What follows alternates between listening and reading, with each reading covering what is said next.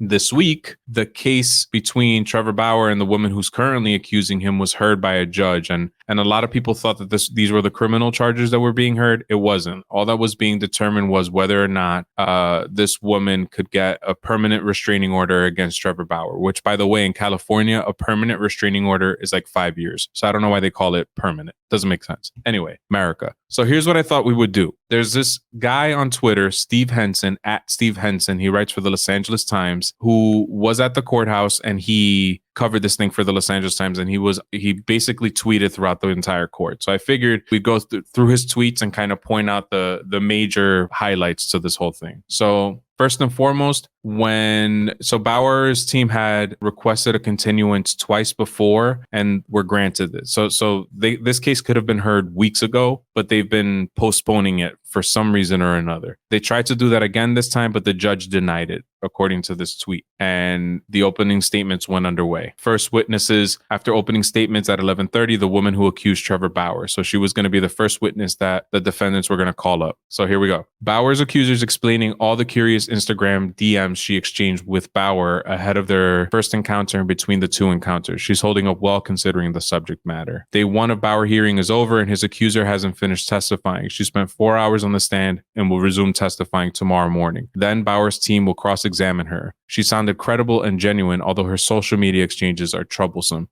with this. Trevor Bauer's accuser says her soul left her body when he punched her during sex. She came across as credible, but Bauer's attorney will cross-examine her on Tuesday, and we might have a different headline. She also said during this, I read it in his piece, that she felt like she was a rag doll when she was with Trevor Bauer.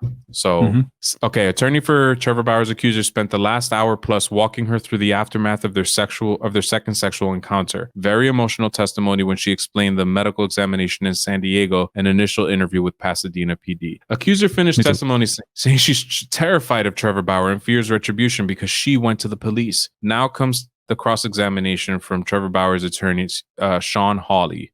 Here we go. Bauer's attorney began the cross by asking the accuser if she knew the definition of a lie of omission. The attorney is directly addressing the accuser's request for a restraining order and whether it includes the whole truth or what just benefits her. I think what he's implying here is that she deleted a whole bunch of messages and social media posts and stuff like that. So she omitted a lot of stuff in order to make, according to his lawyers, in order to make her case appear stronger than what it was. The accuser's attorney is objecting to nearly every question or statement Bauer's attorney makes. The judge has overturned most of them, but a few have been sustained. Questions so far focused on Bauer's dating rule of no feelings and why the accuser felt he broke the rule. So his rule of no feelings dates back to this article, which Luis had brought my attention to. I didn't know about this, but just look at the title: 3 simple rules for dating Trevor Bauer. I have 3 rules, Bauer says. 1, no feelings. So, dun, dun, dun, dun, dun. So you definitely, if you're out there, guys, and you're looking for he puts the shades on, as he says, is like, no feelings. Yeah. Okay. The judge allowed a question about the accuser's sexual relationship with Fernando Tatis, and through tears, she acknowledged it occurred in 2019 before she got sober in 2020. So we're talking about a person who's currently sober and is in AA here. Next, Bauer's attorney asked about a text from the accuser that read Clev. She replied, I'm not bringing him into it. More questions made clear it's Padres pitcher Mike Clevenger. No shit, Steve Henson. The accuser said she had a sexual relationship with him in October 2020 after she got sober. So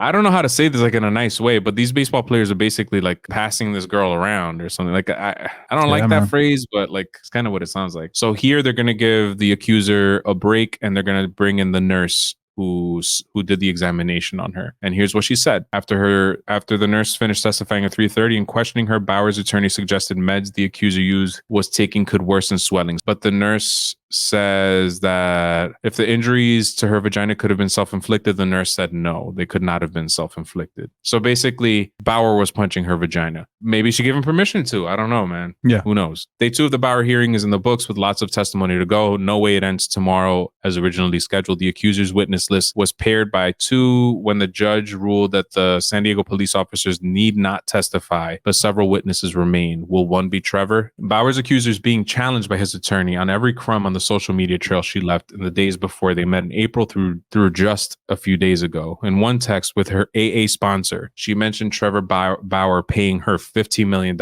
as a possibility. So I think this is one of the big bombshells that came out throughout this whole thing, because I'm not sure what this implies. Does it imply that Trevor Bauer offered her like a non-disclosure agreement, an NDA, and said, I'll give you $15 million to sign this NDA and we'll wipe the slate clean like this never happened? Or does it mean that she saw the possibility of extorting him for $15 million? Yeah. When I first read that part about $15 million, what I thought, the first thing that came to mind is that I don't think Trevor Bauer said, hey, let's work a deal where you'll get $15 million. Doesn't he just seem like the type of guy that would be like, you're not getting anything from me because I have consent, I have proof? Kind of like the way that he came out of this in the beginning, almost kind of like chest up high, like, I'm not guilty of anything, like, I have consent, I'll drop text messages, she knew this was the second time we met together. So it almost feels like $15 is a little bit steep for a guy like Trevor Bauer, to me, from just a guy that can just get the pieces as you're reading them. But it doesn't seem like he would agree to something like $50 million. I could probably see $1 million at most, and even that for me, from Trevor Bauer, I'm not saying $15 or $1 million is what fits the punishment. I'm saying Trevor Bauer's personality plus everything else I've seen, how he thinks he's right in all this and clean as a whistle, is what makes me think that he didn't offer anybody on the hush hush, keep it low. Or I don't see it either. Like, I think he makes somewhere close to $40 million from the Dodgers this year. Like, that was his salary. Yeah. And California is one of those high tax states. So say he gets half of that. He gets 20 mil this year. He's going to offer her, was that 75% of his money for 1 year? It just doesn't make sense. It doesn't add up. Yeah. And knowing his personality too, knowing that he thought he could get away with the sticky stuff, knowing, like you said, that this had happened in the past and they just called it categorically false, knowing how he puffed his chest out and put the text message out. Everything you said is absolutely right. I agree with you. I think I could believe more, and I don't know her either. So it's hard for me to say this, but I could understand more if she maybe talked about like, hey, who knows? Maybe I'll get $15 million out of this whole thing. Cross-examination of Bauer's accuser is over, and so is the redirect. The woman was on the stand for 12 hours over 3 days before the hearing. Her attorneys estimated that her testimony would take 2 hours. After Bauer's attorney meticulously dissected the reams of text messages pointing out inconsistencies and falsehoods, the woman reminded all central reason for her restraining order request. Quote, I did not consent to bruises all over my body and having that done to me while I was unconscious. And this is kind of confusing to me, because I don't know what she gave him consent to do or not, but if you're consenting to being punched in the vagina or punched in the butt, there's a possibility you're going to have bruises on you. Like, I know people that get bruises from like, scratching something light, or some certain people bruise more than others. 2 early afternoon witnesses, early expert called by Bauer, downplayed his accuser's injuries based on the medical records, and the best friend who saw the accuser the morning after the alleged assault described the injuries as severe. Trevor Bauer will be the last witness, and he pleads the fifth. Accuser's attorney, Lisa Mayer, was admonished twice by the judge early in her closing for not sticking to the evidence, but Mayer got her bearings and is delivering a powerful argument to establish he assaulted her and that they had the dating relationship necessary for a restraining order. So basically, while she was making her closing argument, she veered off topic, or was accusing him of stuff without using evidence, and the judge had to tell her not to do that a couple of times, but then she picked it up and did a good job. Bauer's attorney began her closing argument. Here's where they say like they cut her off and they go to lunch and then they come back. Both attorneys are delivering entirely persuasive arguments for and against Bauer's accuser being granted a restraining order. Amazing how the same set of facts and testimony can be interpreted so dramatically different. The judge has a tough call to make, and I think it's the truth.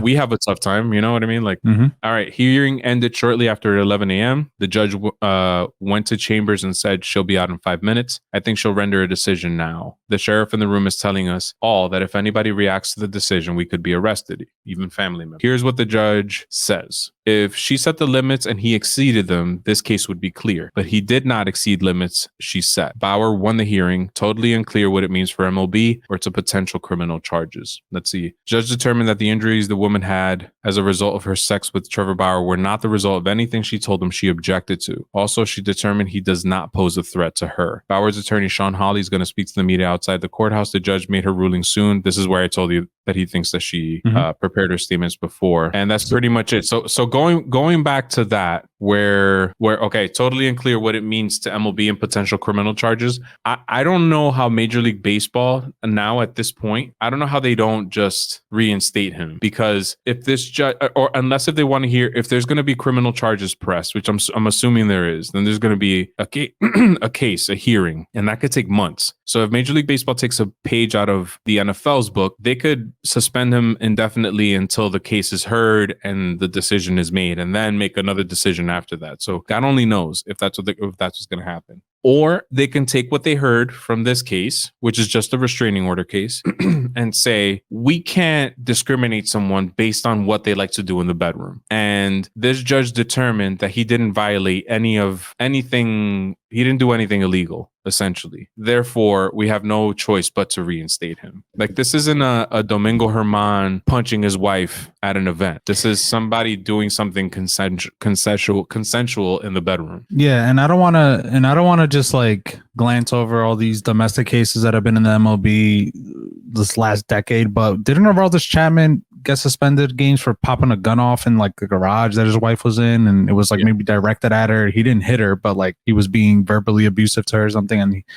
he got suspended to that. Honestly, what I think MLB is going to do is they are going to end up suspending Trevor Bauer just because of the optics of it. Like, he didn't deny punching her. I know they were both consensual, but it didn't look good. You know, she was very banged up. She had to go to the hospital. So I think MLB will end up suspending him. I don't know for how long. I don't know what would be the right amount, but you're right. I do see him returning to MLB at some point. I don't see how, based off this, I don't see how he doesn't come back. It's just like this guy, like, he's just such a, I'm going to use it, man. And one day I'm going to see him on the field or something. He probably won't ever watch this, but he's such a douche. Like, yeah, a lot of the stuff he does is just so annoying. Like, and it just had to be him. It had to be him. Like, I don't know. Honestly, I feel like I have more to say, but it's like all like my brain. I feel like we could literally do like a 10-part segment and we probably will, because this isn't over. We're gonna find out what MLB is gonna do probably within the coming week or so. We're gonna find out if criminal charges are gonna be filed and whether that case is gonna be heard.